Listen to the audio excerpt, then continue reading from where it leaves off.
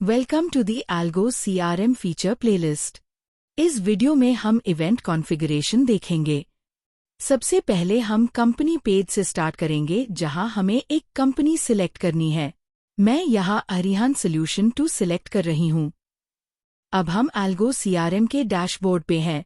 Events को form के date fields पे अप्लाई कर सकते हैं ताकि कॉन्टैक्ट पर्सन को सही टाइम पे नोटिफाई किया जा सके, चाहे वो ड्यू डेट से पहले हो, ड्यू डेट के दिन हो या ड्यू डेट के बाद।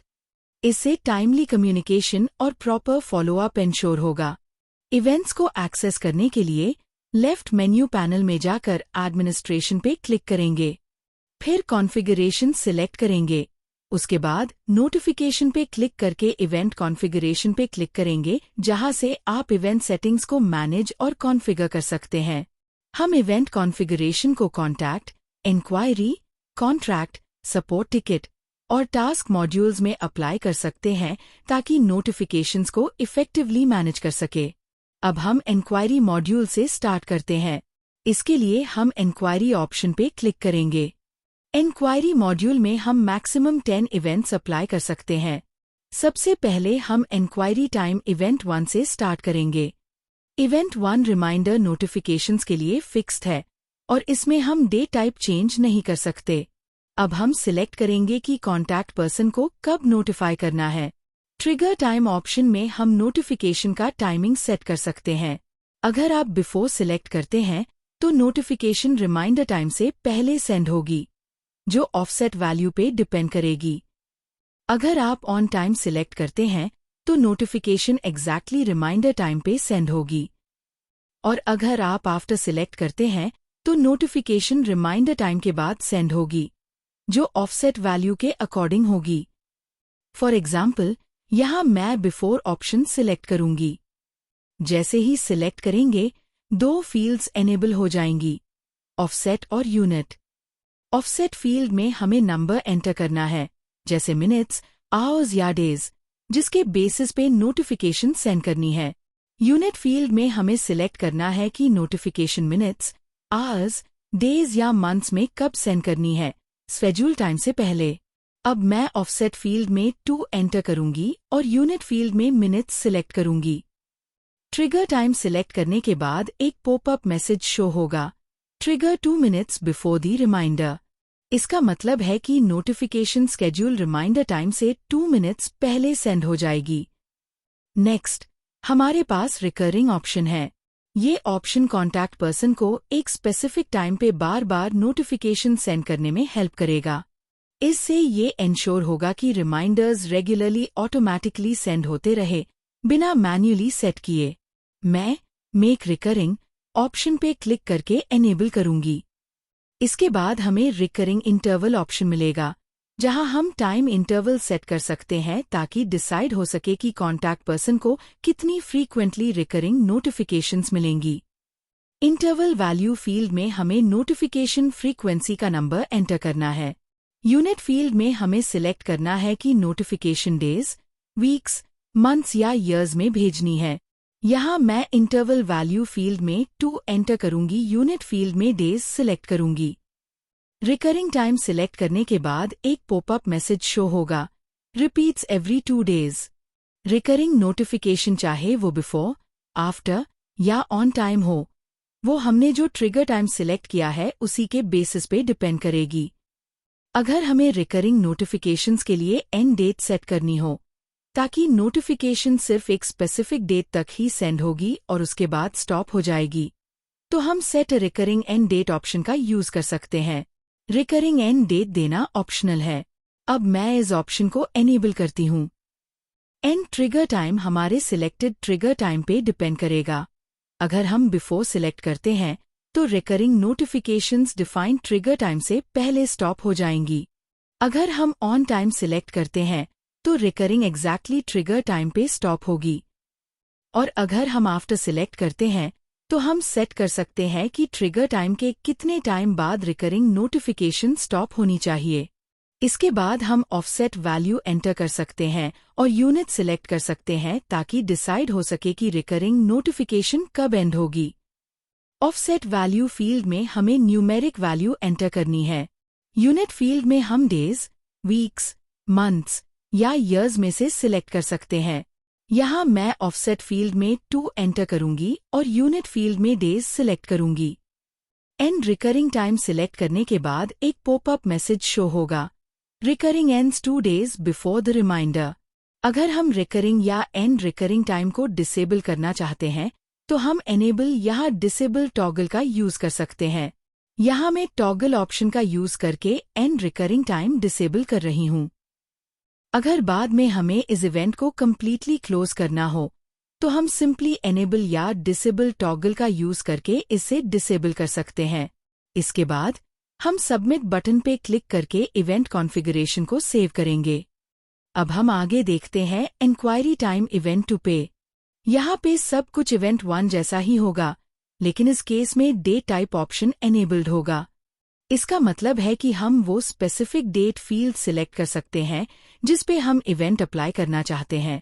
हम अलग अलग डेट फील्ड्स पे इवेंट्स अप्लाई कर सकते हैं, जैसे voucher date, next action date, reminder, receive date और कस्टम फील्ड्स।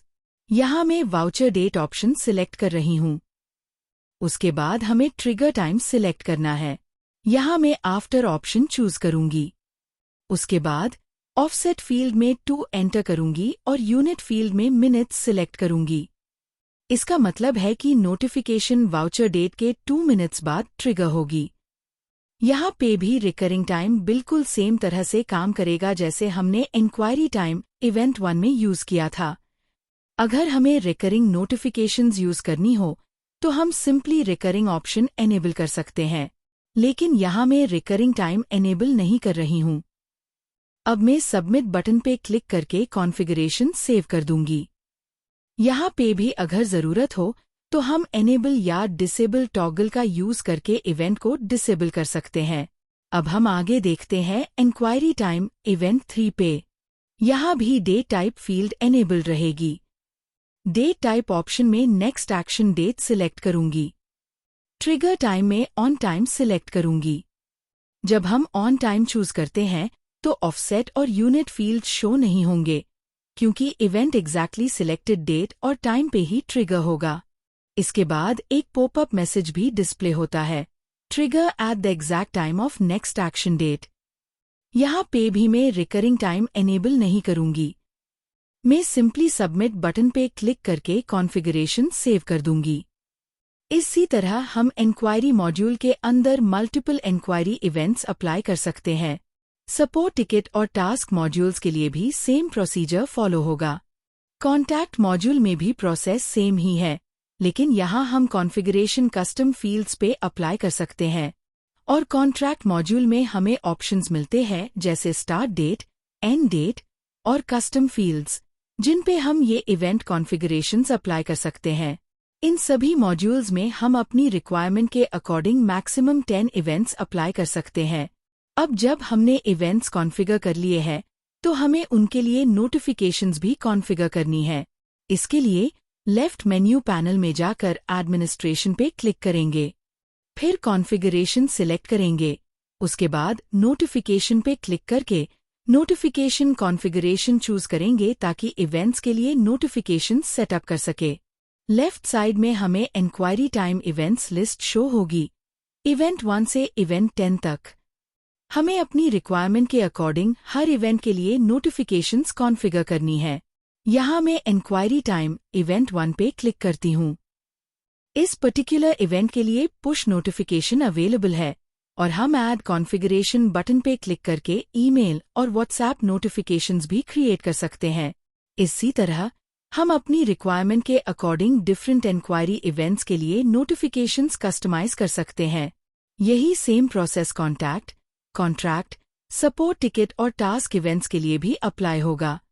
जितने भी इवेंट्स हम कॉन्फ़िगर करेंगे, सब के लिए हमें सेपरेट नोटिफिकेशन कॉन्फ़िगरेशन बनाना जरूरी होता है।